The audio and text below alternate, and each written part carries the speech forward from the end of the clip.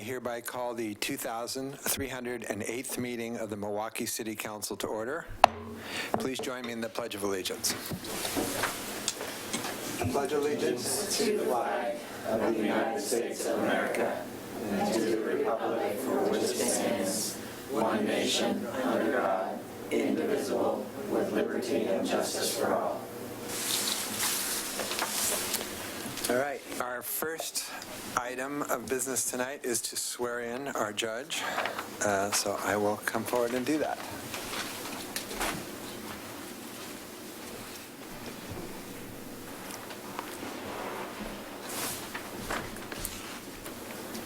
All right, there you go. So, I, Kimberly Graves, I, Kimberly Graves, do solemnly swear that I will support the Constitution and the laws of the state of Oregon, do solemnly swear that I will support the Constitution and the laws of the state of Oregon, the Charter and ordinances of the City of Milwaukie, the Charter and ordinances of the City of Milwaukee, and that I will faithfully and impartially discharge the duties of a judge of the Municipal Court of the City of Milwaukie, and that I will faithfully and impartially discharge the duties of a judge of the Municipal Court of the City of Milwaukee. Good job. In the County of Clackamas, In the County of Clackamas, according to the best of my ability, so help me God. according to the best of my abilities, so help me God.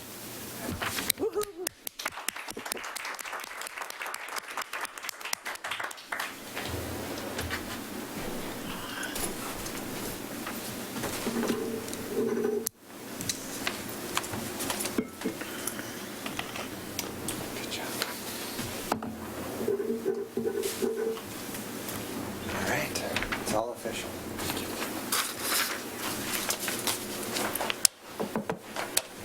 Thank you, Judge Graves. Thank you. Thank you. Thank you.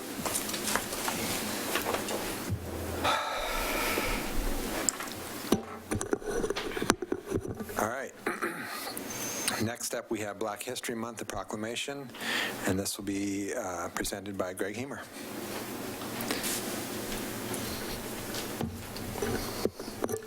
By both of the Hemers. By both of the Hemers. Michelle will be my button pusher for the evening. Aha, she's driving. Mayor, councilors, and city staff, Milwaukee Historical Society is proud to sponsor Black History Month Proclamation this evening. As you can see, it's just us up here tonight, and normally I would have an educational program to express the full meaning of Black history. Unfortunately, it did not come together, but without some failure, you can never measure success. Since this is Milwaukee Historical Society's first proclamation this year, we would like to thank you for your current and past support of the Society and the owners of and operators of Milwaukee Museum, located at 3737 Southeast Adams Street. We are open Saturdays, 1 to 5 p.m. I think next time we should just all say it with you. Right? Milwaukee Historical Society started off in 1936 as pioneer children joined together to remember their parents' history. They started off as a social club, having picnics and meetings. In 1975, thanks to Kristen McDonald's efforts, Milwaukee Historical Society obtained Milwaukee Museum. It houses valuable artifacts of Milwaukee's past and has the world's largest library dedicated to the history of Milwaukee. In 2012, the younger generation took over, and we are striving to preserve Milwaukee's history for future generations. If you have not been to the museum lately, you will notice we changed it from a house museum to an interpretive center where all can come and visit admission-free.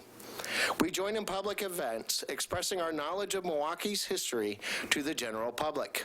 We also engage the public in fun events and tours to inspire our residents to learn more about their community. Today, Milwaukee Historical Society has over 120 members, over 900 followers on Facebook, active on Twitter and Instagram, and we write a history article for the Pilot every month. We work with the City of Milwaukee on city proclamations, events, and celebrations, plus enhance city programming like the History Lecture Series at our wonderful Lenning Library. 2019 was a great year for the society. We held a very successful historic home tour in Island Station and created a new exhibit entitled Milwaukee Kids Growing Up in the Good Old Days, which explains the story of what life was like before the digital age. We continued our programming with events like Milwaukee Garden Club Plant Sale, Christmas at the Museum, Paul Klein's History Tour, and participated in First Friday's Art and Wall concerts and the Farmers Market. 2019 saw a growing interest in our activities, so we created committees to accomplish all the goals we are venturing forward with. 2020 is going to be even better. We will create new field displays allowing for more participation in community events. We are beginning our historic lecture series at Ledding Library. We are upgrading our technology to improve interviews, collection data, recordings, and overall visitor experience. We have begun cataloging, digitizing, and organizing our artifacts, and we will be holding another historic home tour in the summer. I would like to take this moment to thank you, Council, for your support and recognition, but would like to thank City Recorder's Office, Scott, Hannah, and Amy, diligently working on this slide, not only for our joint effort in preserving Milwaukee's history, but being a valuable partner and reliable source as we continue to move forward in our endeavors. A special thank you to you, Ms. Ober. This last year could have been one for contention, but your straightforward and honest approach makes everyone feel comfortable that plans moving forward will benefit both parties. We appreciate the openness and willingness to listen to our concerns as we move forward in the future, while recognizing Milwaukee Museum has a value to our residents, our community, and our city. Now, every year, the mayor reads in the proclamation that we will have city events celebrating Black History Month. This year, it is true.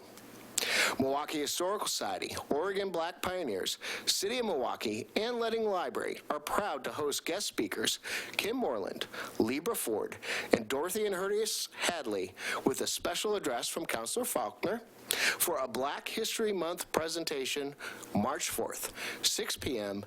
at the Ledding Library. Our knowledgeable, charismatic, and entertaining guest speakers will elaborate on Milwaukee's Black history and their experiences. You do not want to miss this event. Kim Moreland from Oregon Black Pioneers will share Milwaukee's Black history. Libra Ford is an award-winning speaker and the first North Clackamas School District Board member elected as an African-American woman. And the always charming and entertaining Dorothy and Hurtis Hadley, our first African-American business owners, will tell their story of struggle and triumph. Once again, thank you for this opportunity, and we hope to see you all March 4th. Now, Mayor Gamba, if you could please read the proclamation. Whereas in February we recognize and acknowledge the struggles of Black Americans for racial justice that stirred the very conscience of our nation and helped guide the shape of her character. And whereas Black Americans for generations have courageously led the pursuit of justice and equality from Harriet Tubman to Martin Luther King Jr. and beyond, as our nation struggles to overcome past and present failings that result in persistent inequality, such leaders are crucial to guide us to the principle that all people are created equal. And whereas Black Americans have made significant contributions to our nation's economic, educational, political, artistic, literary, scientific, and technological advancements, despite historical and current injustices. And whereas in Milwaukee we celebrate the contributions of Black Americans who have been active in our community, including the entrepreneurial boxing promoter George Moore and Milwaukee Pastry Kitchen proprietors Hurtis and Dorothy Hadley. And whereas recent incidents have given rise to greater awareness of the continued discrimination and even violence that Black Americans face daily, and the importance of a greater national dialogue to promote understanding and break down barriers. And whereas, as individuals, we must learn more about the history of Black Americans generally, and in Oregon in particular, and work to build a Milwaukee where every person has equal access to educational and employment opportunities and housing. Now, therefore, I, Mark Gamba, Mayor of the City of Milwaukie, a municipal corporation in the County of Clackamas in the state of Oregon, and with full support and sponsorship of the Milwaukee Historical Society and the Oregon Black Pioneers, do hereby proclaim February 2020 to be Black History Month in Milwaukee, and do recommend its observance with appropriate programs and activities. Very good. Thank you. Thank you. Thank you. I was just watching the other day, sort of rewatching the Oregon's Black Pioneers and Oregon Experience episode. I'm sure you've seen it. I would highly recommend anyone who's interested take a look at that. It does a really good job of reflecting on, how deep and rich the Black experience in Oregon is, and from before its founding with Black exclusion laws through today. And I think that what they're doing, the Oregon Black Pioneers, and in uncovering those intentionally untold stories is really remarkable. And I'm really looking forward to hearing Ms. Moreland at the library. So thanks for arranging that. Oh, well, no, thank you. And I want to give a big plug to the Oregon Black Pioneers. They are the ones that really kind of introduce us to the Hadleys and talk about George Bush Washington, who was probably our first African-American that lived in this city, which was around the 1850s before he went on and founded Centralia. They have done a lot of good things, and after you donate money to the Milwaukee Museum, you should get on their website and donate money to them as well. They are a wonderful organization, and that they deserve all the support in the world. And their gala is coming up in March. It is, yes, at the World of Speed. All right. Thanks, Greg. All right, thank you, guys. Thank you. Okay, our next item is our fiscal year 2019 audit. A report will be introduced by our audit committee chair, Troy Richling, and Tonya Moffett. Yes, you, Troy. I didn't know that you were doing that. And we should point out that ever since we've had an audit committee, if I'm not mistaken, you've been on it. That's correct. And you are actually terming out here soon. Right. So thank you. Last meeting. Thank you very much for your service. I know it's a lot of hard work, and it probably doesn't get a lot of kudos, but it's really important. Yeah, thank you. Also Thanks. consider that a call out for anyone out there who is interested and has deep and rich financial knowledge that they would like to bestow upon us by serving on the audit committee. We are looking. I love it. Well, my name's Troy Richline. I'm the chair of the audit committee. Get a little closer to the mic. And we are here tonight for our CPA to present the audit report. Her name is Tonya Moffett with Marina and Company. She's new to us this year, and she's done a fantastic job. As part of the audit committee, we kind of work as a liaison between the auditor and the city, and we help kind of oversee selection of the auditor as we send out to bid, and then we go through, and if there's any issues that arise, if there's any problematic areas, we kind of act as that go-between where she can come to us, or likewise the city could come to us and say that, hey, we're having a problem, whether it be fieldwork related or the quality of documents or the timing of reports getting issued and so forth. So very happy to say that for this year there were no issues that arose. There were no problems that were encountered. The city's done a great job. Bonnie has done a great job, and Keith, of getting everything here. And I will let Tonya take it over from here.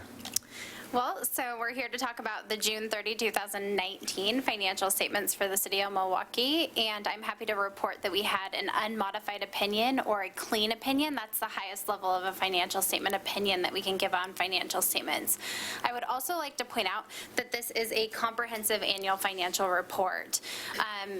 For municipalities, they just have to do financial statements. A comprehensive annual financial report is essentially an awards program that the city goes after, and the city received for the June 30, 2018 financial statements, and we anticipate that they will also receive it for the June 30, 2019.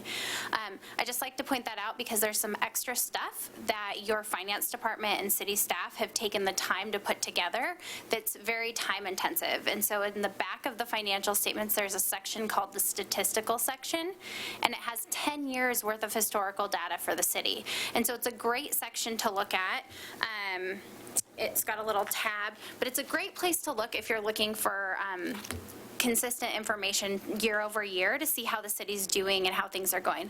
I will preface it with the fact that the Government Accounting Standards Boards, who essentially oversee the rules and regulations for municipalities, have been making a lot of changes in the last few years. So sometimes you might see things that are like zeros or it says not applicable or something. That's because there's been accounting pronouncement changes, not because it didn't exist then. It's just maybe there's some changes there. So I did want to point that out. There's also a transmittal letter that is not something that's in a traditional standard government financial statement. That's something that's extra above and beyond. So I just want to point that out because that takes a lot of time and effort from the finance department staff to go after that and put together such a nice financial statement. We didn't encounter any issues, and it was a wonderful audit. It's always a little bit nerve-wracking in the first year because you don't know exactly what to expect, but it was wonderful working with the finance department.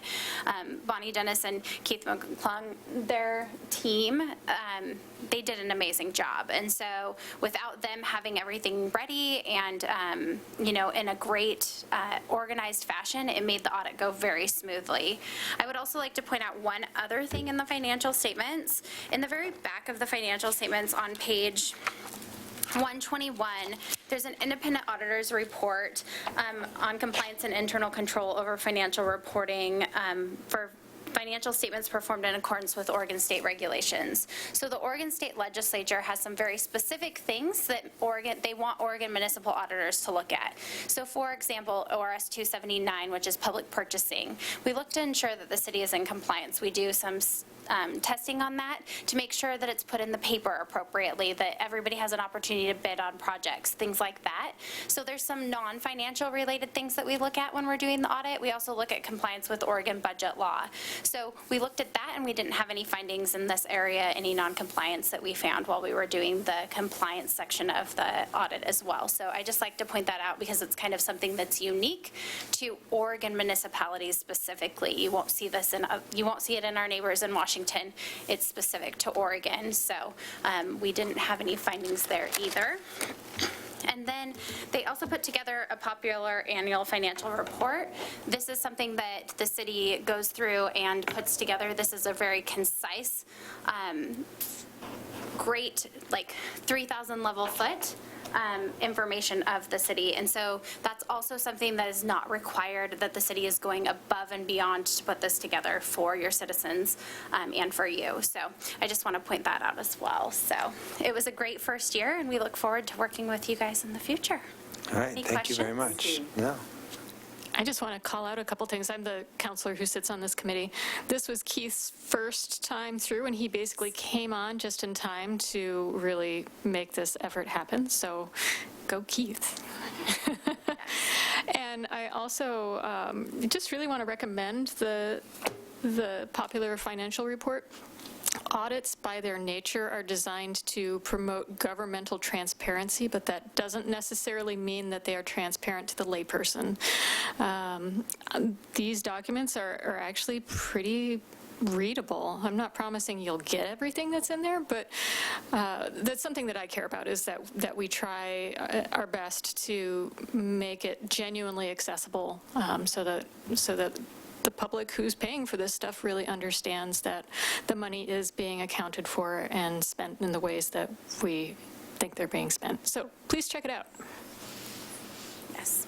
And I left my business card for all of you, so if you have any questions, we're available year-round to answer questions. We'd rather answer them throughout the year than wait till just the audit time. So we really want it to be a relationship with you and with our firm. So thank you.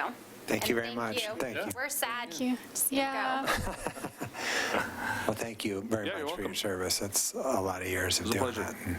I think if you just take a year or two off, you can probably come back. Oh, is that right? It's You have to take 1 year off, and then you can come like it's Christmas in February. Exactly. See? All right. I've got your email. I know where to find you. Right. Thank you, too, both. Thank you. Thanks, Bonnie. Yeah, thank you. All right. Next up, we will have our Assistant City Manager, Kelly Brooks, giving us the community survey results. It's okay. She's going to be here.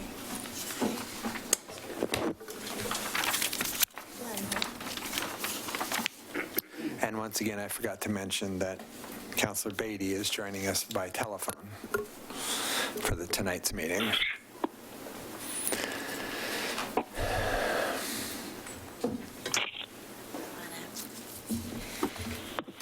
Hi, I'm inviting Maggie Simich with Patinkin Research Strategies to come up and actually share the data with you all tonight. But before she gets started, just a refresher, we did a survey like this in 2017. And wanted to do it again every 2 years. And so had planned to do that. However, it became increasingly even more important for us during implementation of your community engagement goal. So we talked a couple months ago just about, okay, these are the things that are going to stay the same. Here's some areas we're going to ask some more questions about.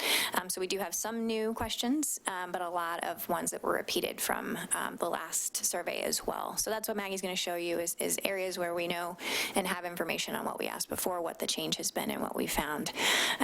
But it's way more interesting to hear it from Maggie. So I'm actually just going to turn it over to her and then chime in as needed. So. Great, thanks, Kelly. So yeah, I'm Maggie Simich. I'm a senior analyst at Patinkin Research Strategies. We conducted the survey. I'm going to be throwing a lot of numbers at you in quick succession, so please feel free to interrupt me as I'm going through a few questions. So first, a little note on methodology. So we conducted a survey of N equals 400 City of Milwaukie residents. It was conducted via telephone using professional interviewers. We conducted our interviews both on cell phones and landlines. Cell phone interviews represented 75% of our final sample, which reflected obviously what the community disposition is. We conducted these interviews January 6th through 10th of 2020. The margin of error for the sample as a whole is going to be plus or minus 4.9 percentage points of the 95% level of confidence. Anytime I'm talking about a subgroup, so younger residents, older residents, residents who've been, in the community less than 2 years, the margin of error is going to vary and be higher because there are going to be fewer interviews behind each cell. I'm also going to refer to younger and older residents. That's an arbitrary break. Younger residents are defined as under age 55. Older residents are defined as ages 55 and up.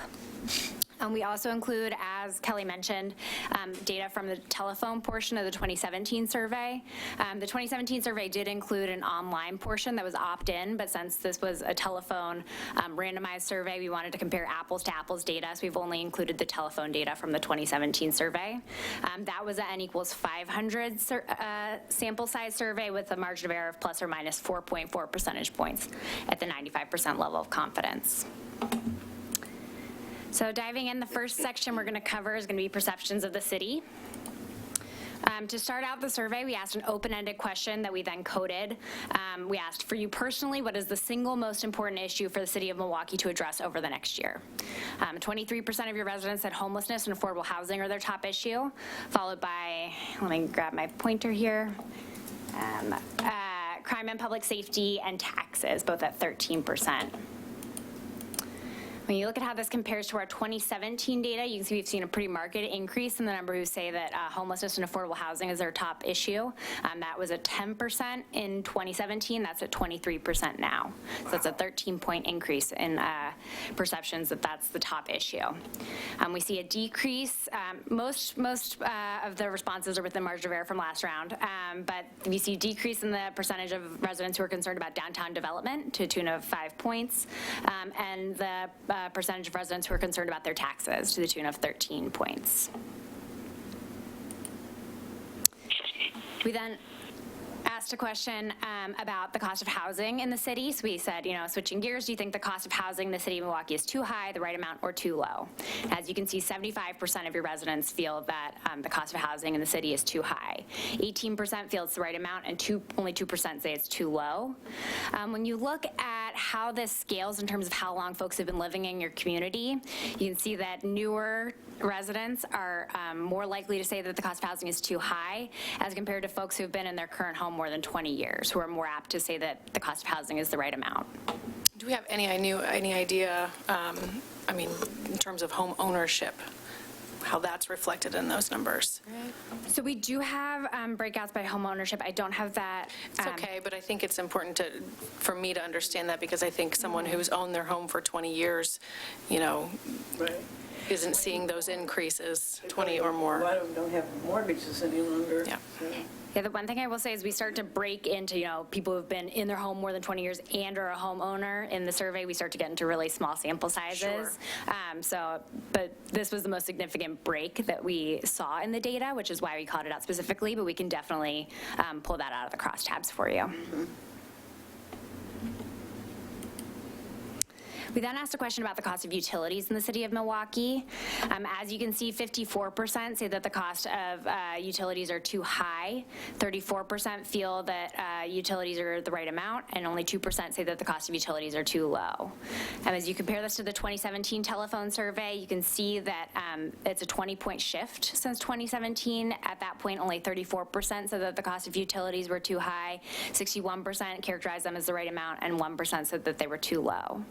When you look at subgroups who are most likely to say that the cost of utilities are too high, they tend to be parents with kids under age 18 at home, residents with household incomes between $40,000 and $80,000 a year, residents under 55 without a college degree, residents ages 45 to 64 and 18 to 34, people of color, women under age 55, residents with some college education, and then blue-collar men. And does this question capture the fact that there are things that show up on your water bill that are not actually utilities? It does not? Okay. No, but there's more data coming on this issue. So we then asked a follow-up question where we outlined specifically what we're talking about when we're talking about utilities, and then what the average cost of utilities is in the city. So we said right now the average City of Milwaukee utility bill for a single-family household is $129.21. This includes wastewater, stormwater, street and transportation system charges. Having heard this, do you think the cost of utilities is too high, the right amount, or too low? As you can see, we do see a 6-point decrease once residents get that information sort of spelled out for them. The number who say it's the right amount stays pretty static, as does too low. So we do see a slight decline in the number who say that the cost is too high when we really spell it out for residents. The one note I'll have here is that it's really clear in this data that there's some sensitivity in terms of financial issues in the community. That's a thread that we see throughout these data. That's really something that seems to be appearing throughout. So I just wanted to flag that. And do you do this work for other cities or other entities? Yes. And would that be different anywhere else? I mean, is that a statewide, national, whatever trend, or is that something that's happening to Milwaukee? No, price sensitivity and sort of financial strain is something that we're feeling in a lot of our research right now. We do a lot of bond work for local school districts across Oregon. We've done almost every bond you can imagine in the state. And it's something that we're feeling in a lot of data, particularly in the state and particularly in the Portland metro area, where, specifically issues around housing, we're seeing an increase in that.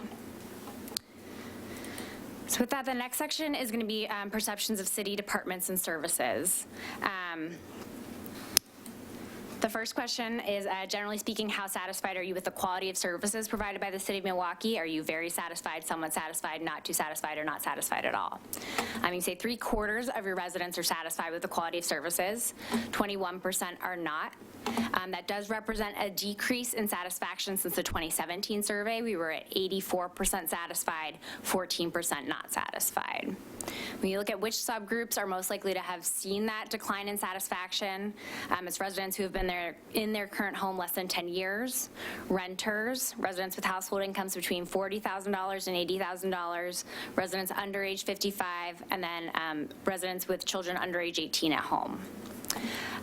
Here I want to sort of pause and take a note about intensity of feeling. So this is something that we make sure to look at in our survey work. So we don't just ask, are you satisfied or are you not satisfied? We like to have a scale to really understand where folks are at. And part of that is to understand sort of how strong folks' feelings are and to get a sense of where there might be fluidity within a community.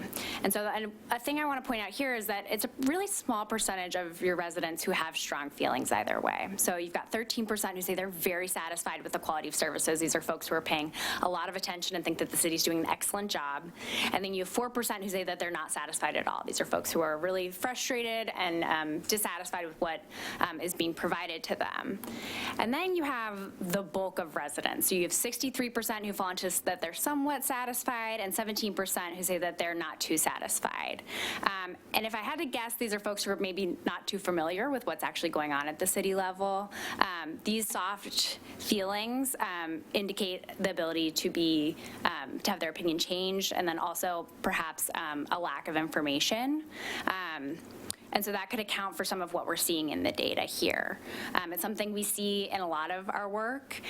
Sometimes we'll see shifts on the net as we're seeing here, but not a huge shift in terms of that soft opinion in the middle. And so that's just something I wanted to point out as we sort of walk through the rest of these data. Since we do overall, I will say, see a decline in sort of satisfaction with services overall from the city. So we then tested a series of City of Milwaukie departments, and we had folks rate them on a scale of excellent, good, fair, poor. And as you can see, overall, most departments get pretty good ratings. The most beloved department is the police department. They get, ratings. They have 17% of residents who say that they're doing an excellent job. Majority of residents, 56%, say they're doing a good job. When you look at the comparative numbers now, we're at 73% net positive as compared to 76% in 2017. That's the one department that tests on par with what we saw in 2017. Every other department, when you look at the net, is down. But again, I want to point out that intensity of feeling, the bulk of residents for all of these are either falling in the good category, the fair category, or they're unsure. Particularly when looking at community development, where you have 3 in 10 residents who are just unable to weigh in either way. And again, I have that question about how does this compare to what you see in other jurisdictions, just ballparking? Yeah, so that's a little tricky to compare apples to apples in terms of departments. I think that if I were to interpret these data, I would say that overall, we're having net positive impressions of all of your departments, which is heartening to see. But I think that's the main thing I would say. The sort of decline in satisfaction and sort of in these ratings is something that we're seeing in a lot of our data. One point of comparison is we do a lot of survey work for the North Clackamas School District, which obviously, intersects with your community. And we've seen similar trends in their data. So in 2015, we conducted just a broad survey in the community to sort of figure out how folks were feeling about the quality of education. And we had overall positive ratings at 77%, negative ratings at 16%. So, over 3/4 saying that they're positive ratings. Again, you had the bulk of folks in that either good or fair category, right? So you had 61% saying that the quality was good. You had 14% saying that the quality of education was fair. In our May 2018 survey, so that's after we successfully passed a bond in 2016, we came back and asked the exact same question, and we saw a decline on the net in terms of positive ratings. We actually saw an increase in negative ratings over the same interval. But when you look at that middle, the folks who say that the quality of education in the district was either good or fair, you still had 3/4 of the electorate, right, who was in that middle category, and then successfully passed a levy after that survey, so which was what the subject of that survey. So I think that negativity is something that we're seeing in a lot of our research. I think that that's sort of the grain of salt that I would provide as we go through these data, that it is something we're seeing with other survey work we do. But that said, looking at your data, I can only sort of read into what we asked and how we asked it. And so, with that context, I think it makes sense. But, Well, and I'm glad you shared that data, because you've got a data point for a similar region anyway that is pre-2016 election, and it feels like trust in government in general has been eroding at a pretty rapid rate since then. Not to dismiss these results, Right. That's not what I'm going for at all, but I'm looking for context. the other thing I'll say is that we are experiencing in a lot of our data, a lot of that weak intensity of feeling, just as so much news and coverage is being focused at not even the state level, but at the federal level. Folks just really aren't paying as much attention to things like local level politics. And so as much as, we might be paying attention, the average resident may not be. And so really understanding where folks are at in terms of actually paying close attention. In this example, you have 17% of your residents who say that the police department's doing an excellent job, and then 4% who say it's doing a poor job, and the bulk of folks really aren't paying that close of attention in general. So, great. So moving on, we then tested a series of services provided by the City of Milwaukie, and overall we see really good satisfaction levels. So majorities for most of these saying that they're satisfied with those services. Most positively tested the creating and managing community events. 67% of residents say that they're satisfied with community events. Providing utilities, 60% of residents satisfied. So even though folks are feeling like the cost of utilities are high, they're still satisfied with how those utilities are being provided. Informing the community about current events and policy discussions, that's at 56% satisfied. Public safety is at 56% satisfied. Creating safe spaces to walk and bike. I will note that and we'll get to that in a second, had slightly different wording in a previous survey. When you look at where we have sort of less rosy ratings, maintaining streets, residents pretty divided over whether they think the city's doing a good job at that. 48% say they're satisfied, 46% say they're not satisfied. And then enforcing city codes and property maintenance standards, 43% are satisfied, 26% are not satisfied, and then you have a chunk of residents who are unsure about, city codes and how they're being enforced. When you look on the right-hand side here, again, you see that dynamic with intensity of feeling. You have, fewer than 1 in 5 on either side having strong feelings either way about any of these services. And that intensity of feeling leans positive, particularly with community events, and then providing utilities and addressing public safety. So we then asked a question about the city's investment in its climate action plan. This was actually a split sample exercise. So what we did is at random, we divided the sample into half. And so half of respondents got the 2035 goal. And then we're asked how important they felt that the climate action plan was. And then the other half got the 2050 goal. And we're asked how important they thought that the climate action plan was, to understand if those two goals got different levels of support. And this was before you changed. Sorry about that. And over 6 in 10 believe that the city's investment in its climate action plan is important. Here you have actually around 25% of residents saying that they think it's very important that the city's investing in its climate action plan. We see strong support for both goals. We do see a slightly higher intensity of feeling around the 2050 goal as compared to the 2035 goal, but not, a huge difference there. We also asked a question about how important they feel it is for the city to invest in tree planting and other forestry methods that help preserve the community's urban forest. And the urban forest management plan is very popular. 78% of residents feel it's important for the city to invest in it. 43% feel it's very important. That's a really high intensity of feeling around that compared to a lot of the rest of the data in the survey. And only 12% indicate that they feel it's not important for the city to invest in that priority. So moving into how residents interact with the City of Milwaukie. We had a list of ways that some people interact with the City of Milwaukie, and then we had respondents indicate how frequently they personally participate in that way. And here you can see again that it's a fairly small percentage of residents who are very actively involved in city interaction. So the most frequent way that folks interact with your city is attending community events. You have 18% who say they very frequently attend community events, another 28% who say that they at least somewhat frequently attend community events. That's followed by visiting the Letting Library. You get 29% who say that they do that at least somewhat frequently. Less so visiting the City of Milwaukee's website. 21% of residents say that they at least somewhat frequently visit the city's website.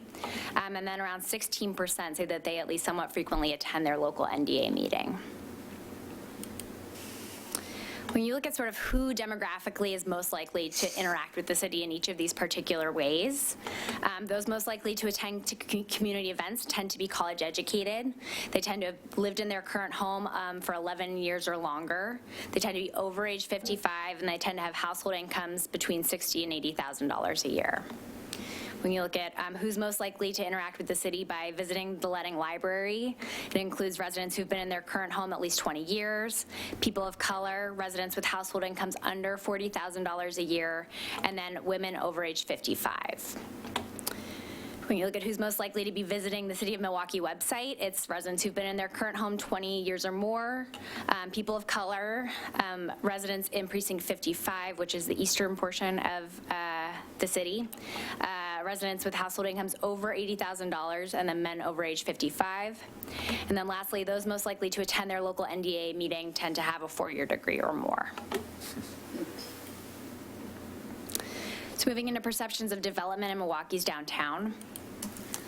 We asked how important folks, oh, sorry, go ahead. I just wanted to go back one, and I know that you've given the warning about sample size getting crazy small and not all that significant, but is there any additional data about attending their local NDA meeting, versus, renters versus homeowners is the big one that I would be most curious about. Right, so we could definitely break out renters on that question versus homeowners. Hang on. The one thing I will say is, so the demographics noted on this slide are folks who are outside of the margin of error in terms of being statistically significantly more likely than the average resident to do these things. So that's not to say that college-educated folks are the only people attending their local NDA meetings. That's just to say that they are, statistically more likely than the average resident to be doing that. So absolutely, we can break that out for you. Thanks. Yeah. Great. So we asked how important residents think it is for the City of Milwaukie to work to create more affordable housing in the city. And as you can see, really high priority for these residents. 88% say they feel it's important. And look at that intensity of feeling. 65% of residents, nearly 2/3, say that they think it's very important for the city to invest in affordable housing. Only 7% feel that it's unimportant. When you look at the 2017 data, we see an increase in terms of intensity of feeling. We were only at 52% very important at that time. And we also see an increase on the net. So we see a 7-point increase also in terms of folks who feel it's an important priority.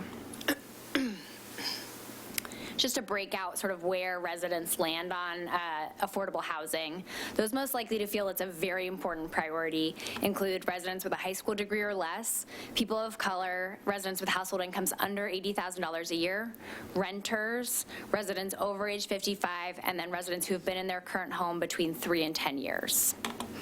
When you look at who in your community is most likely to feel it's somewhat important for the city to invest in affordable housing, it includes residents with household incomes over $80,000 a year, those with a postgraduate degree, those with some college education, residents under age 55 with a 4-year degree, and then residents ages 18 to 34. We then asked a question where we said, I'm going to read you a list of housing types, and I would like you to tell me which one you think should be the biggest priority for development within the city of Milwaukee. And then we asked multifamily housing, such as apartments, single-family homes, middle housing, which includes things like duplexes, triplexes, and townhomes. And then we also allowed people to volunteer that they were unsure. 44% feel that multifamily housing is their top priority for development. 26% feel that single-family homes should be the top housing development priority. And then 12% feel that middle housing should be the top development priority. And this was worded from the standpoint of affordable housing. Yes or no? No, in this question, we did not mention affordable housing. We just had a list of housing types and said which of these housing types should be the biggest priority for development. Okay. So then we broke out who is most likely to prefer each type of housing development. Those most likely to prefer multifamily housing includes those with household incomes under $40,000 a year, residents over age 55 without a college degree, people of color, renters, seniors, women over age 55, residents with a high school degree or less, and then those who have been in their current home 3 to 10 years. When you look at those who are most likely to prioritize the development of single-family homes within the city, it includes those who have been in their current home 11 or more years, so longer-term residents, residents over age 55 with a college degree, household incomes between $40,000 and $60,000 a year, residents who already own their own home, and then residents ages 35 to 44. When you look at who's most likely to prefer middle housing as a development priority, it's residents who've been in their current home 20 or more years, blue-collar men, residents with a postgraduate degree, residents who've been in their current home less than 2 years, and then residents with household incomes between $60,000 and $80,000 a year.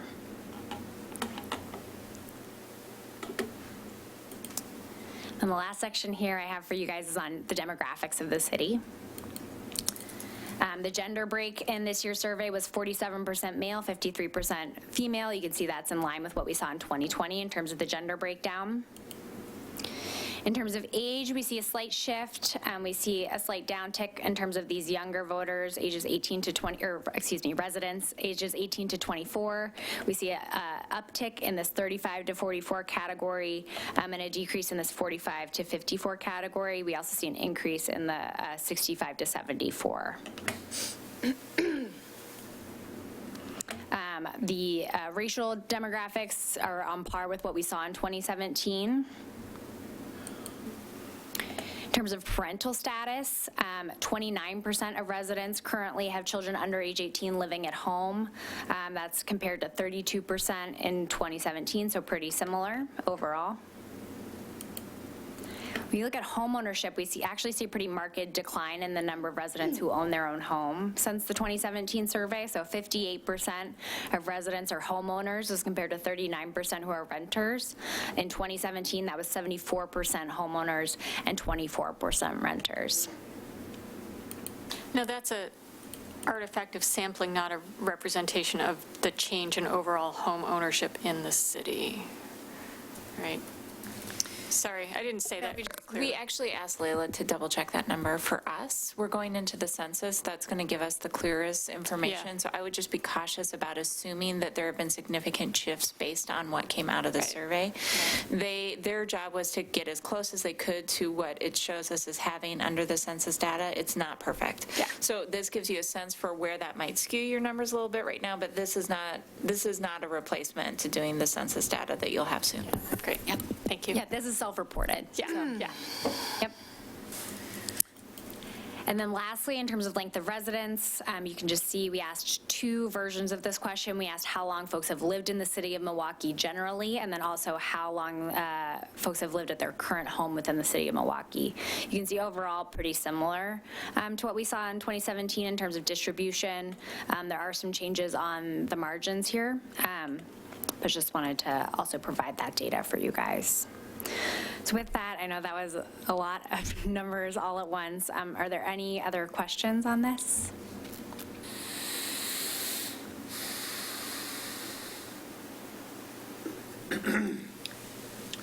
I can kind of see where people might be less satisfied with their utility bills, because all of the data, what it says to me is they're very concerned about income. they're concerned about having a roof over their head and being able to buy the necessities. And, then along comes a utility bill, which may be a little bit more, it may be a lot more, maybe a few dollars more, whatever, but that sort of exacerbates all of those feelings, which causes them to say, well, I'm not as satisfied as I was, because, folks in general are hitting a lot of hard places in their life with job security and with housing security, food security, Healthcare. all of those necessity things that, for the most part, I think we often tend to take those for granted. And I think this tells us that our city still has a lot of needs that we continue to try to find solutions for.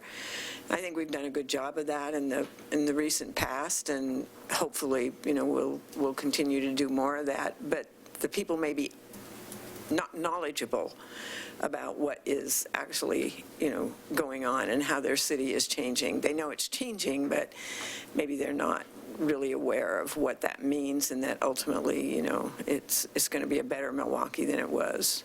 My thoughts. I'll just say I'm still kind of just personally at a staff level processing and have a lot of work to do on our end just to kind of keep going through these different results.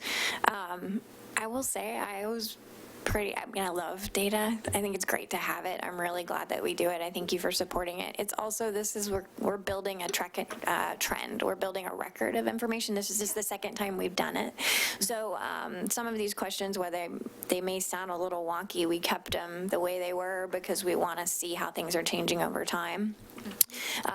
I found it really reaffirming of your priorities. In terms of, the level of intensification around housing issues and affordability and climate action. So I thought that was really great to see. I think it definitely is giving us some good data points in terms of who's feeling pressure. Who are we reaching potentially, who are we not reaching, which is really what I wanted to help get at through the community engagement related questions. And then where are those venues where we could potentially start getting out there more. I do think it gives us some pretty cool tools and some good data to help in those areas. So I'm really actually great. I'm just excited to have it and to kind of keep digging into it. And I keep telling my friends, if your score went down this time in that department, let's look at kind of what we're learning. And there is a whole lot here that we don't necessarily control: national trends, statewide trends, regional trends. So that's our next job. Like, what are the things we do control? What are the things we can have an influence on? But in terms of focus areas, focusing on stuff people care about. I think it's just there's a lot of intensity of feeling around those issues and a lot of work to do. Mm-hmm. And I think that came through pretty clear, at least in my read. So I don't know if Maggie or Ann, you have anything else to add to that, but that's my synopsis. I'm really glad Kelly's been in charge of this. I think that she has done a great job working with the Patinkin team, so thank you. I do think we ended up with some really good information. How we use our library is one of the pieces that really came out for staff. So Kelly's working on putting that into more of the community engagement tools and how we actually help people learn about the information. Some of the people who are less satisfied are also the people who are very passionate about the things you're working on. And so one of the things that we learned in that is we need to make sure they know what you're working on. So making sure that we're making those connections, and maybe we're doing it at the library, which is really, so that's the kind of analysis that staff is doing, is looking at what stories is telling us that helps us reach your community engagement goal. And I think that that's the one that we keep coming back to. The other piece that I did want to highlight was around the importance of the base budget. So we talk a lot about these goals and the work that we're doing, and I talk about them all the time, and you talk about them all the time. But in the slide where we talk about services, it's critical that we make sure that we continue to focus on those services, that our staff continue to focus on getting those services out the door well, because I think that that's where a lot of people engage with us. So making sure that they continue to have the staffing and the support that they need to be able to deliver that also came through this survey. And so that was also enlightening to me and helpful to me. A couple questions. So obviously, we got high response to the two major goals that we're working on, climate and housing. Was that sort of in a vacuum? Do you care about climate change, or was there, had you asked the question, are you willing to spend an extra $100 a year to solve climate change, right? So putting a valuation to it, or a level of people's interest in working on these things. Is there anything in the questions that gets to that? So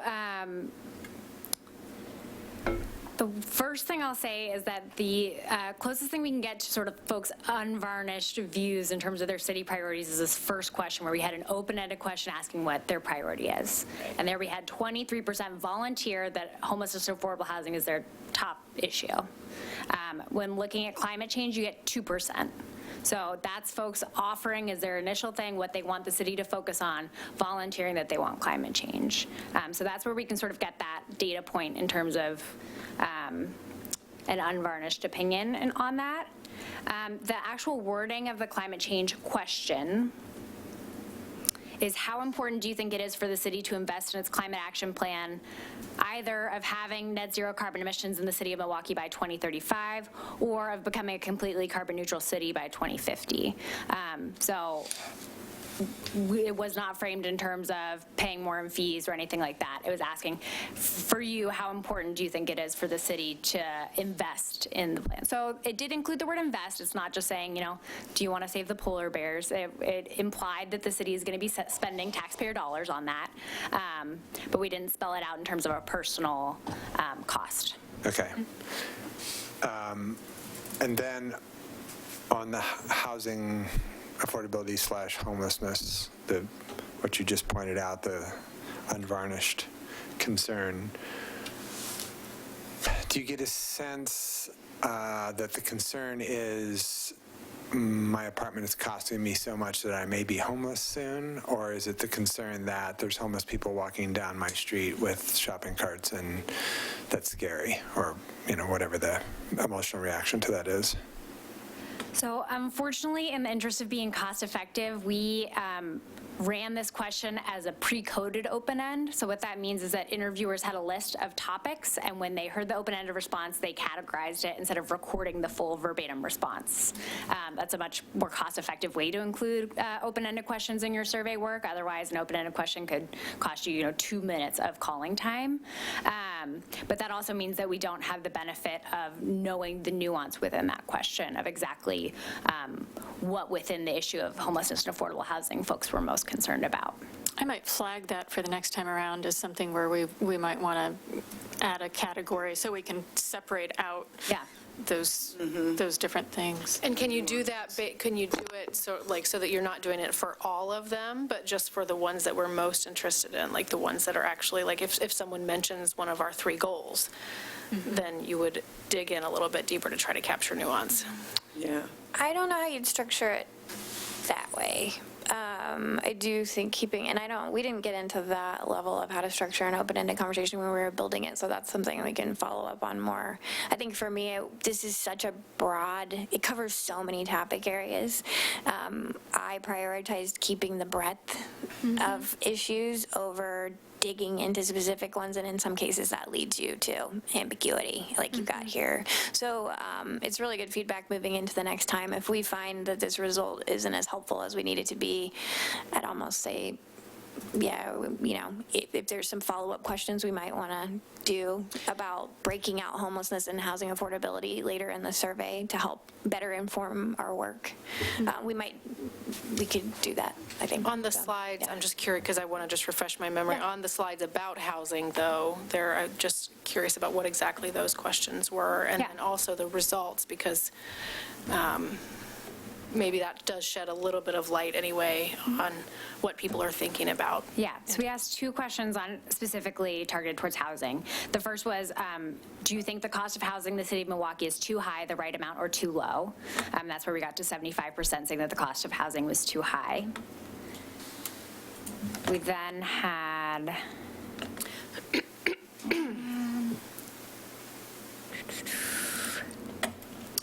how important do you think it is for the city of Milwaukee to work to create more affordable housing in the city? Is it very important, somewhat important, not too important, or not important at all? And that's where we got to 65% very important and 88% net important, and that's identical wording to what we used in the 2017 survey. So that's data that we tracked over time. And then also the slide about what that housing looks like. I wonder. Correct, yep. So that, we said, I'm going to read you a list of housing types. I'd like you to tell me which one you think should be the biggest priority for development within the city of Milwaukee. Then we listed multifamily housing such as apartments, single-family homes, middle housing, which includes things like duplexes, triplexes, and townhomes. Those 3 code responses were rotated. So multifamily housing was not always read first. It was rotated to ensure that there was an even distribution throughout the sample. What about the order in which this was asked, though? Was it always after the? No. Oh, hold on. In the survey. In the survey, in relation to the slide we just looked at. Yeah, that's a great question. Hang on.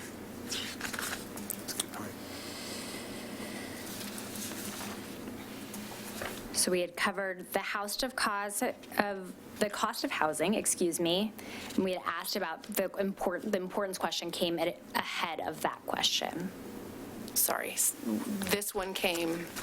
So it's as it was presented. So first Okay. we had the question of the importance of creating more affordable housing. So they're already thinking about affordable housing when they get to that question? Correct. Okay.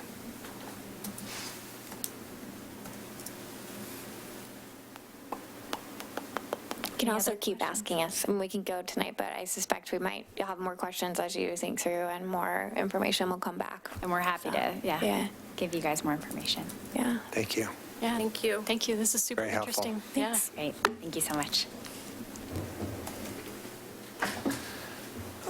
Yes, Will you take a 5-minute break? sure. Yeah, I am just not feeling well Yep. at all. I think I need Do you need to go? to, or try to get home or something. Okay. Do you need help getting home? I'm not sure. Let me go get Kelly. Okay, we're gonna take a 5-minute recess, and we'll be back at 7:10-ish.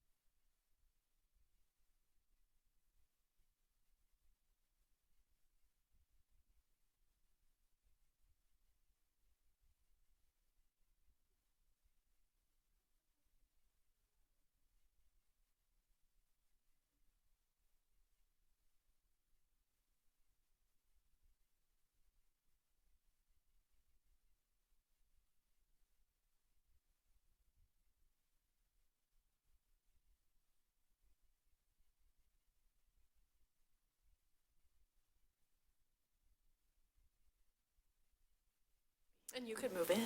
No, I don't want to sit there. Oh, Okay. right.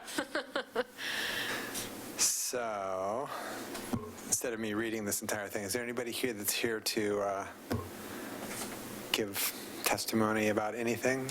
Public comment. A yellow card. Public comments? Other than- Nothing? Okay, I'm going to skip reading that. Since we aren't doing that, is there any follow-up, Ms. Brooks, that you're aware of? No, there's no follow-up. All right. There's also the consent agenda. Yes, did I skip that? I did skip it, didn't I? Dang. Okay. On tonight's consent agenda, we have the minutes of the January 7th, 2020 work session, January 7th, 2020 regular session, and January 11th, 2020 council retreat. We have a resolution appointing Bob Reynolds to the Public Safety Advisory Committee as the Hector Campbell Neighborhood District Association representative.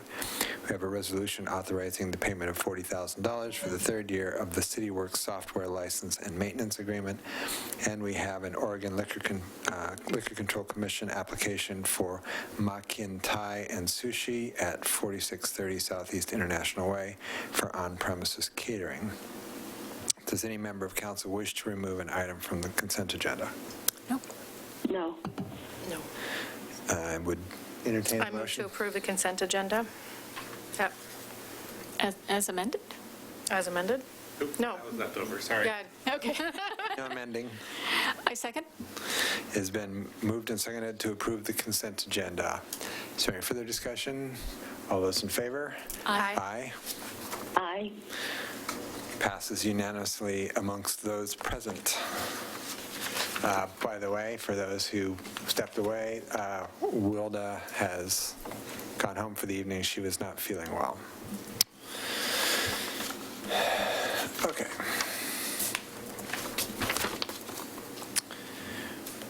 Our next item is the annexation of 5809 Southeast Hazel Place, file number A-2020-001, an ordinance. The purpose of this hearing is for council to consider the proposed annexation. Vera Colias will be our... Good evening, members of council. I'm presenting to you tonight an expedited annexation for 5809 Southeast Hazel Place. The purpose of the annexation is to connect to city sewer. All the reimbursement fee and all the applicable SDCs have been paid by the applicant. Upon annexation, the site will be in the R10 zone, and the comp plan designation would be low density. Current use of the property is a single-family home and will continue to be a single-family home. We sent notices to surrounding properties, city departments, other governmental agencies and districts, and we received no comments in opposition to the annexation.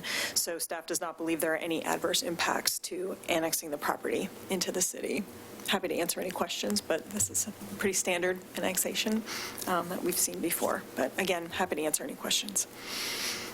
Anybody? Anybody? No, Anything? looks good. Okay. Any council discussion? No? All right. Is council ready to vote? Yes. Sure. Do you want me to move? Do you want to move? I move for the first and second readings by title only and adoption of the ordinance annexing a tract of land identified as tax lot 1S2E30DA 04800 and located at 5809 Southeast Hazel Place into the city limits of the City of Milwaukie, file number A-2020-001. I second. It has been moved and seconded for first and second readings by title only and adoption of the ordinance annexing a tract of land identified as tax lot 1S2E30DA 04800 and located at 5809 Southeast Hazel Place into the city limits of the City of Milwaukie, file number A-2020-001. Is there any further discussion?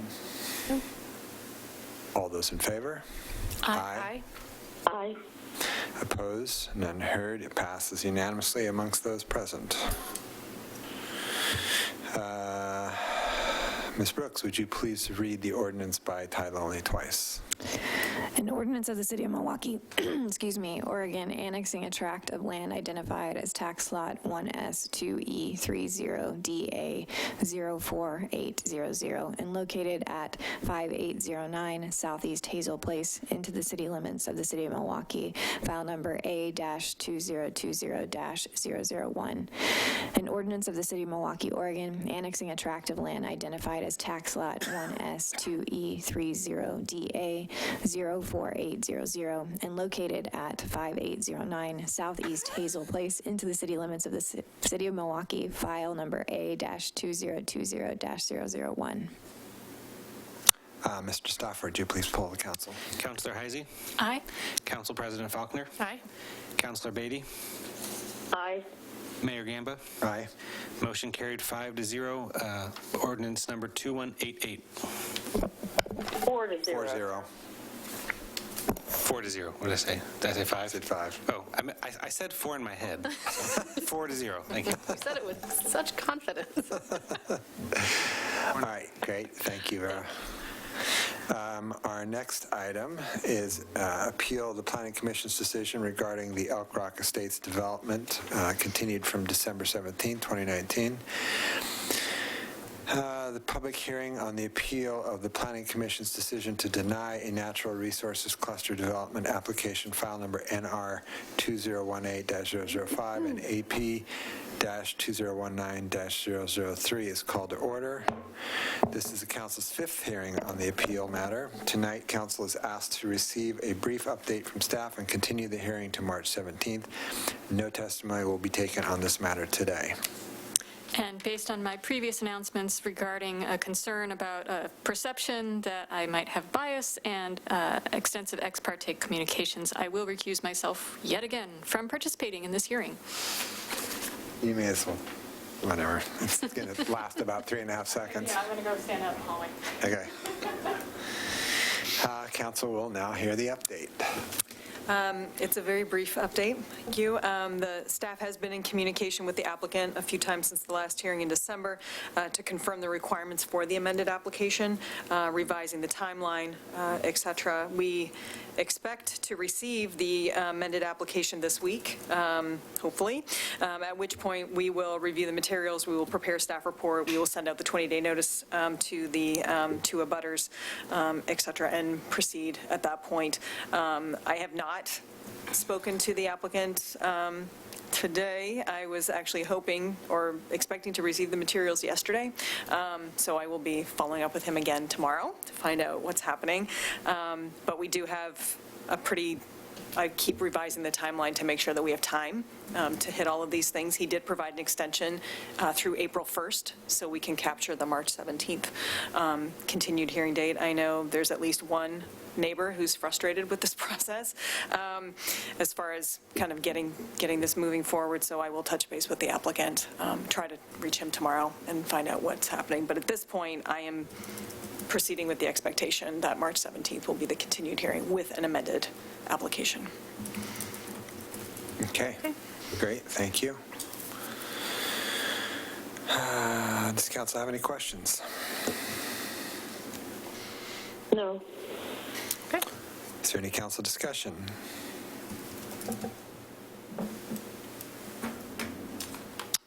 Then is council ready to vote to continue the hearing? I'll move to continue the hearing to March 17, 2020. And I'll second that. It has been moved and seconded to continue the hearing till March 17th, 2020. All those in favor? Aye. Aye. Opposed? None heard. It passes unanimously amongst the 4 of us, or 3 of us present. Don't go anywhere. This is getting desperate. We're done. All right, so it is continued to a date certain of March 17th. Or at least a date certain-ish. We'll see. Date uncertain? A date probable? There we go. A date possible. Yeah. All right, right, our next item of business is the Clackamas Cities Association Dinner, a discussion. And I believe this will be a fairly quick item as well. It's once again time to start planning our Clackamas Cities Association dinner. And per direction staff received last year, we did the June downtown walking tour, and we had a highlight on the community development projects going on in our core. And the direction, the thought was then that we'll repeat it with a year's worth of work having been finished, and we can tweak our tour route and pray to the weather gods. And here we are, getting ready for that. Staff has not done anything but put together a staff report and start to think about the details we would line up. Perhaps the one major change we all were in agreement last year was the library. Well, it is now open, and very much like to show that off. So in terms of venue, I think we've got that covered, and our downtown is still where it sits, so we could easily do a walking tour there. So the big question is, any feedback, any change on that format concept? Not by me. I would say just put Kelly in charge of the weather. And maybe corral some large umbrellas. Right. Just in case. Yep. Rain or shine. Lisa, you had something? Yeah, I think it all sounded great. I just, knowing that people, even assuming we don't get a rainstorm twice at the end of June, I do know, some people will walk, some people won't, some people will walk further, some people will cut off, and so, I'd love it if people would walk all the way to Kronberg and go along the new path, but I think that's probably asking a lot. I would love to see us, really concentrate on Milwaukie Bay Park and the dam in the walking tour. So I guess that would be my request for consideration of that. What do you think about going to the end of the Kronberg Path, crossing McLaughlin there, and then coming back along the dam? That is a I think 40-minute you could walk. offer that as the long version, and then offer people a shorter version maybe, and let people choose. I think that's, for some people in the footwear they wear or whatever, that may be a little much. Okay. If all I like it, but, we walked it all, we walked to the bridge in the rain last year, but it was not too many that hung on that long. So if you just walk from the library to the end of the Kronberg Park and you're not talking at all, that is a 25-minute walk, 20-minute walk. Really? Really? It takes, it's 20 minutes to our house. Oh, that's So, 3/4 of a mile. yeah. But the timing on the light, I guess what I'm saying is if you're going to cross 99, there will be additional time. So electric bikes for everyone. Yeah. I don't know. This is something staff can experiment with, too. I just know that it did not shave off a whole lot of time to walk down Kronberg for getting to and from Milwaukie Bay Park, and I had expected it to. So. Well, if we want to highlight the park, then we'd want to do the park first for people who won't. And then come back. Right. And then come back through Kronberg path. Yeah.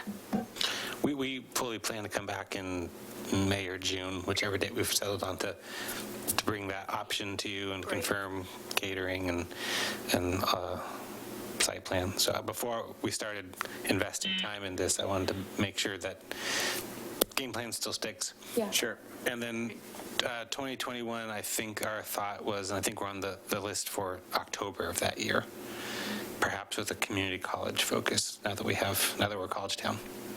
So that was it for tonight. If any other thoughts, feel free to email, and we'll definitely take a look in the Kronberg. It's certainly something we want to show off, and the high school will be near occupied by then, so we'll want to go through that.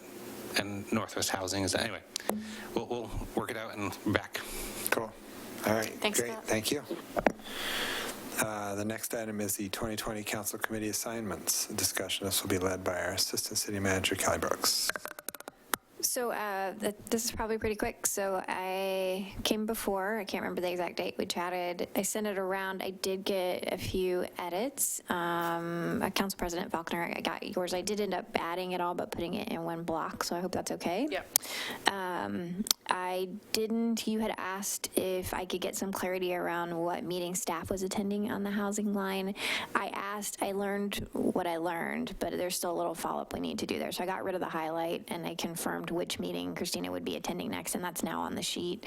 Other than that, and I added T2020, I hopefully caught those last revisions, but if there's anything still left that you would like me to change, I can make those changes.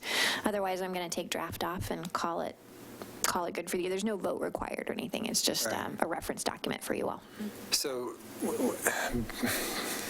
when I first got on council, the two, JPAC and MPAC, we didn't have actual membership on either one of those, but the council did assign somebody to attend those just to sort of keep us apprised of what was going on. So even if we don't end up with somebody assigned to one of those, we probably should still note that Kathy's attending them. I'm trying real hard to make it to JPAC, but I don't have any trouble getting to the MPAC meetings. Those early mornings are just bugaboos. Sorry, Scott did actually just flag something that I didn't talk to you about. So I added the City Hall Blue Ribbon Committee to this list, and it does not have a council liaison because it's new from the last time we talked. You need one or two? One. So we do need one person, and I don't know if you need it. Do you need that tonight? No, not necessarily. We can discuss tonight, and you can, or since we're missing. Any of you who are currently here Wilda's doing a gazillion things, everyone's doing a gazillion things, but does anybody have a burning desire to be on that?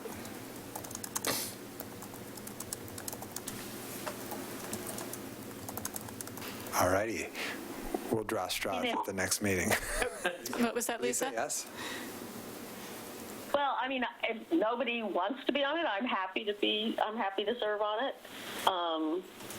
But yeah, let's see if Wilda is interested in that. Yeah, and I'm sort of in the same boat as Councilor Beatty. If we need someone, I'm willing to serve, but if there's someone who has a passion for it, I would much rather have that person serve. Okay, well, we can check in with Wilda, and then you two can arm wrestle for it.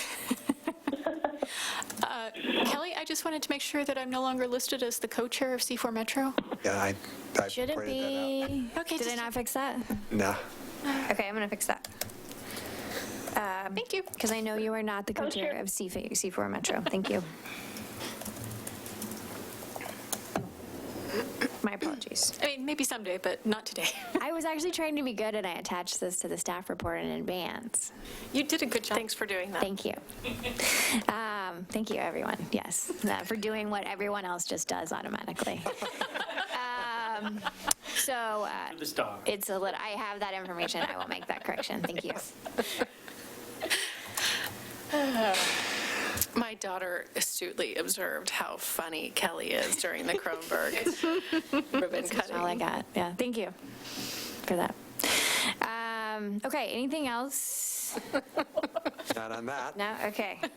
So, Okay, we're gonna talk with Wilda, and circle back on City Hall Blue Ribbon Committee. I'm gonna fix the C4 Metro Subcommittee, and I'm going to correct adding JPAC and Impact to the list, making sure it's on the list and that your name's on it.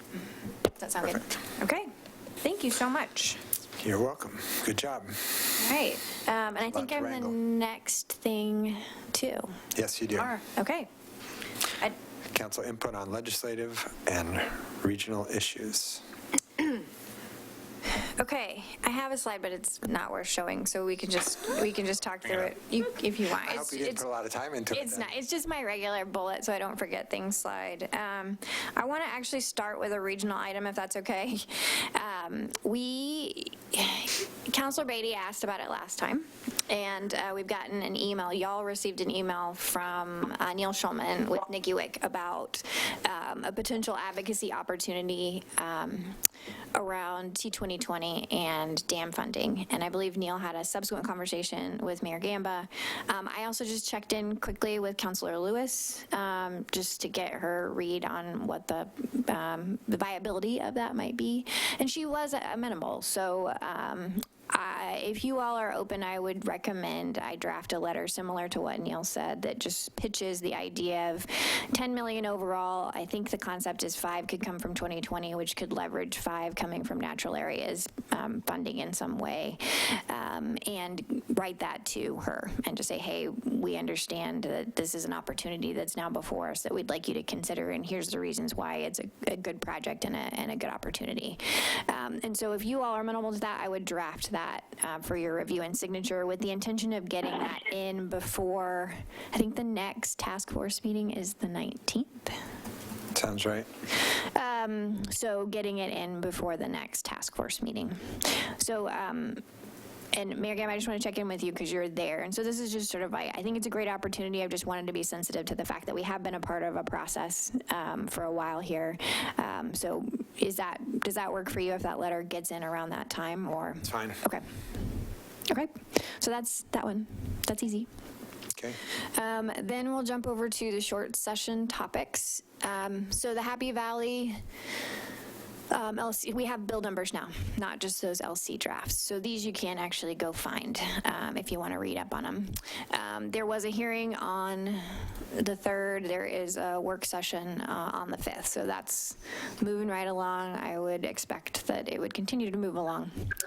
I put, for the cap and trade bill, I traded out that LC draft for SB 1530. I believe there is another version in the House. I cannot comment. Actually, I haven't assessed if they match or if there are differences between the two. There are 3 versions still, okay. But what I'm being told by House members is that they are going to let the Senate start with this because that's going to be the harder place to get it through.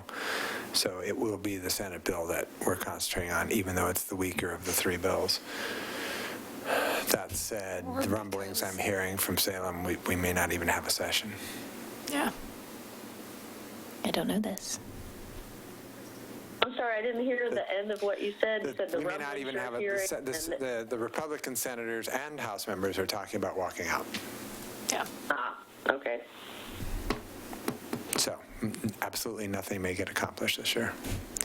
That said, there was a hearing today.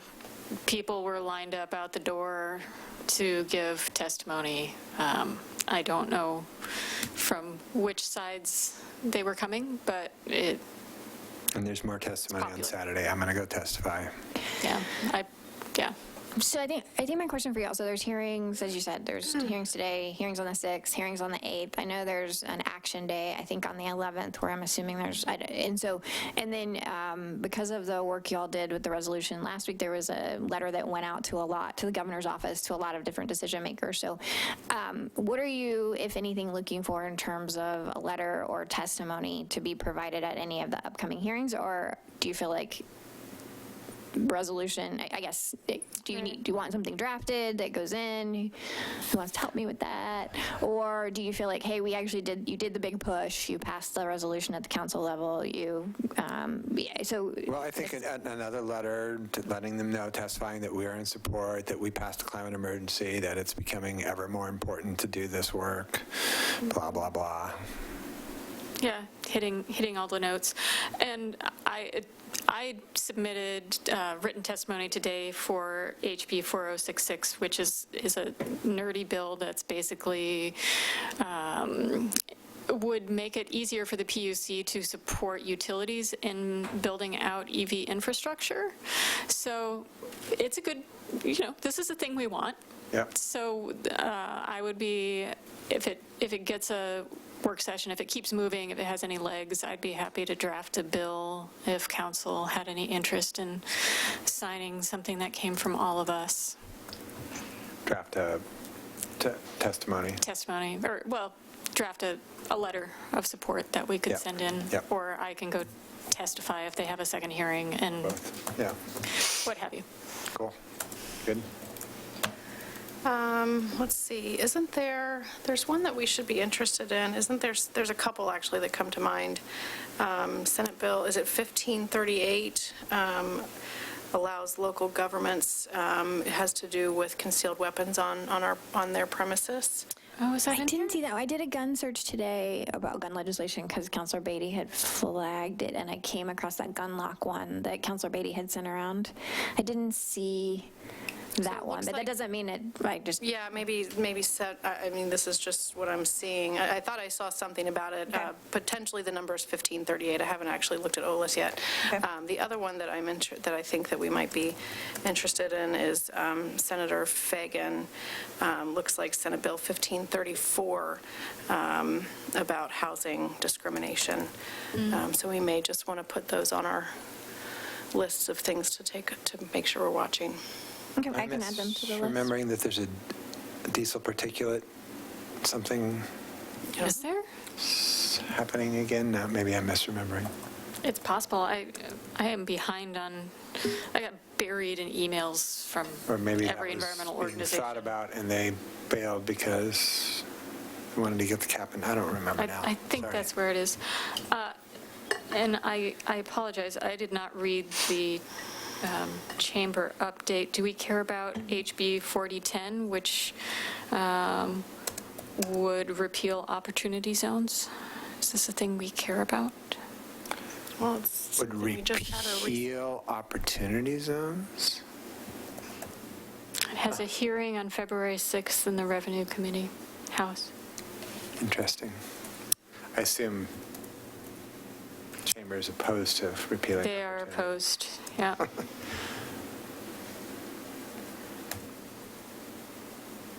Huh. What? I don't know. I just figured that was the one that popped out at me on that email. I think what helps me too, if there's ones you just want me to add to the running list, and then I can kind of say, hey, this one got a hearing, next time I come back in, I can add it. If there's ones that you know, like you want to vote and say we want to take a position and provide it, I would need to know that now because it's moving pretty fast. But if it's a monitor one, we can add it. Yeah, I think that's a monitor one. There's also in the same email 2 different House bills that are related to BOLI. Do we care about tracking those? I know this has been something we've discussed. There was one that the mayors were tracking, but it sounded like it was going to go nowhere. And that was to cause bully wages to be required on projects. Was that the enterprise zone ones? So I looked today. I'm sorry to say opportunity zones, but it's enterprise. Because I had that on my list because you brought it up last time. And then today I searched to see if I could find anything related to enterprise zones, and I just didn't find it. It doesn't mean it's not there. I just didn't, so I took it off because I couldn't provide an update on it. But I remember you mentioned it before. Well, and the 2 that I'm seeing are not related to enterprise zones in the chamber.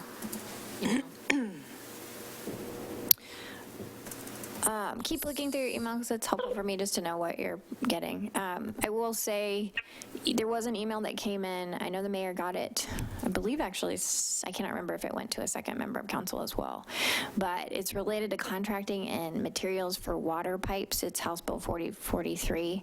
I checked in with Peter and Steve about that, and they said, not a good idea. It actually ends up limiting our abilities in terms of how we contract. And so it seems to be being put forward by folks that support PVC pipes. So their recommendation was no. So unless y'all are having some strong support for it, I would say we don't want to support that one. Okay. And then the other one. Probably want to draft something then to that effect. Yeah, I didn't have a hearing, so that's my question is, do we want to actually oppose it and say we don't like this, or do you want to just not support it? If our guys think it's bad for us, let's make sure we make sure we oppose it. Assuming there's anything to be done, Yes. Let's see how things unfold in Salem. Happens pretty fast, though, in short session. No, that's true. So I'm not doing it. I'm waiting and seeing on the water. Am I waiting and seeing about pipes? I think one of us should read it and take a look at it and confirm with Peter before. Yeah. So because I know we're really short on, so we have another regular session. On the 17th. On the 17th. Yeah. And we've got a little, I think that we can probably, I think we should do a lot more of our homework on these bills that we're just getting numbers like today. Yeah. So we should, the ones we care about, I think I'll take some responsibility for the ones that I care about. And I think we should actually bring back some, more information about what each of these bills is, what they say, whether or not we should support it or just leave it alone or Yeah, I would appreciate that. Thank you. oppose it. Yeah, if you, yeah. So I've been looking at OLIS while we've been talking, and this 4043 has only one sponsor, and it has no hearings or anything, so I don't know if it's going to be a bill that really has legs. Yeah. On the two gun bills, the gun lock one, the one on Kelly's list, HB 4005, has a hearing on Friday. I don't know if she mentioned that. If she did, I missed it. I didn't put it on the screen, but yeah, I have it on my list. Yes. 27, right? It has a hearing on Friday, and it has a bunch of sponsors, as does SB 1538. It is not scheduled for any hearings yet, but it also has a bunch of sponsors, and it's about giving cities the ability to preclude guns in public buildings, and that's what we already have. Yeah. Anyway, I will take my cue from Council President Faulkner and also try to do my research on those before the next meeting and maybe come with a draft on those, because I would like to see us support those. That'd be fabulous. Great. Thanks. Thank you. Okay, and then I have HB question mark because I couldn't find a bill number, but it seems like something y'all would want to know about. So there were press accounts of COTEC having a housing emergency bill that breaks out $40 million to go to the creation of navigation centers in Eugene and Salem. There's some waivers that come with the land use for local jurisdictions to site low barrier shelters. Some funding to move people from shelters into housing, $50 million in general obligation bonds to build new housing. So it seemed like something we'd at least want to look at, but I haven't seen a draft. So I emailed the LOC staff person today, and I checked in with Christina too, just to keep her eye out, to see if anybody had given us anything. But so far I have a press account that this is something she cares about and something she's planning to do. But I don't have text for you to review. So this was me prompting to ask, has someone asked you about this? Okay. So I'm going to keep it on the watch list then, because I don't have anything for you to support. But just wanted to flag it. Yeah. Okay. I don't have anything else. This is just my reminder that it's short. So the revenue forecast is going to come out on the 12th. It's looking like that we have $400 million more than we budgeted Surplus. for. Right. And What does that kicker? Republicans all walk out, we won't have anything to do with that. I don't know how. I'm kind of interested to see if there's a timing issue with the revenue forecast and the housing, since there's money in it. So, but it was another just question I had. And then Sine dies on the 8th of March. So I'm just going to read back what I heard from you all tonight so that I don't forget. I'm going to do the letter for T2020. I'm going to bring you a draft. I'll send out a draft so you can review it before their meeting on the 19th. We want to do a letter related to SB 1530 that's supportive. Is someone helping start a draft, or is that, I feel like there's... No? Do you, Yeah, no, I can do that. I can also take, you have the letter. I'm totally I could fine. reconfigure what we just did and try to give you something to start with, but can I give it to you just 'cause? Sure. Okay. Yeah, we can work on it. Okay, so let's do that. I'll work on getting something that you can then look at, and then. I have emails from a half different environmental organizations with talking points in it that I just have not read. So I don't think it would be a lot of work. The two gun bills, HB 4005 and SB 1538, Councilor Beatty is going to take a look at those and do some digging. No one's read anything about Happy Valley. Councilor Heisey is going to look at the EV infrastructure, the HB 4066, and there were head nods that that's something we're interested in pursuing. But I also just asked you about writing something else, so you'll continue to weigh. Okay. Then, Councilor President Faulconer, you flagged SB 1534, the housing discrimination bill. You're going to take a look at that and bring that back. I'll also watch to see if a COTEC gets a number, and okay, I'll tackle that one too. And then diesel particulates. I just don't feel like there's I might just anything. be Okay. on drugs. I'll take it. I have HB 4010 relating to repealing opportunity zones on the watch list. So next time I come, it will be a bullet, and I'll tell you what's happening to it. But other than that, we're just watching it. The water pipe bill, we're just going to watch for now, I think, because it doesn't look promising based on the lack of co-sponsors. Hearings. Did I miss anything? I missed something. You didn't miss it. I just wanted to add that the EV bill, I believe staff's actually drafted a letter from city staff talking about the benefits, just because we wanted to make sure that it moved quickly, and they were asked personally to submit. So check with Peter. I will do that. That sounds much better. Okay, I think that's all I have. Feel free, again, things kind of pop up fast, so if you're getting something and you just want to send it my way in between these opportunities to discuss, I can add it. Very good. Thank you. Yeah, thanks, Kelly. All right. Announcements. The city continues to seek nomination for the 2019 Volunteer of the Year Award.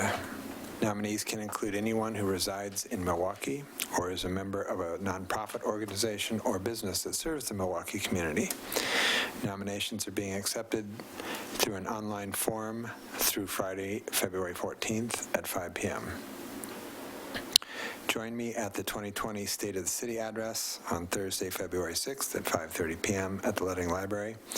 I will talk about Milwaukee's accomplishments over the past year and plans for 2020. A reception with light refreshments will immediately follow the address. Applications are currently being accepted for several of the city's boards, commissions, and committees. 3 new opportunities exist, including the City Hall Blue Ribbon Committee, the Comprehensive Plan Implementation Committee, and the youth members of select committees. In addition, openings currently exist on the Arts Committee, Kellogg Good Neighbor Committee, Library Board, Planning Commission, and the Public Safety Advisory Committee. Learn more and submit an application online at www.milwaukeeoregon.gov.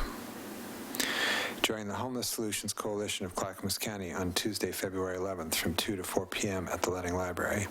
This grassroots organization will talk about their progress and ideas to date. Stop in 15 minutes early to tour Storyline Community's housing display boards in the library lobby. Keep in mind that the City Hall and City's Johnson Creek Boulevard building and the Leading Library will all be closed on Monday, February 17th for President's Day. For more information about each of the events and others, please visit the city's homepage at www.milwaukeeoregon.gov. Anybody, anything else? Lisa? Nope. Nothing else from me, no. Thank you. Okay. I would entertain a motion to adjourn in that case. I'll move to adjourn. I'll second. It's been moved and seconded to adjourn. All those in favor? Aye. Aye. Aye. We are adjourned.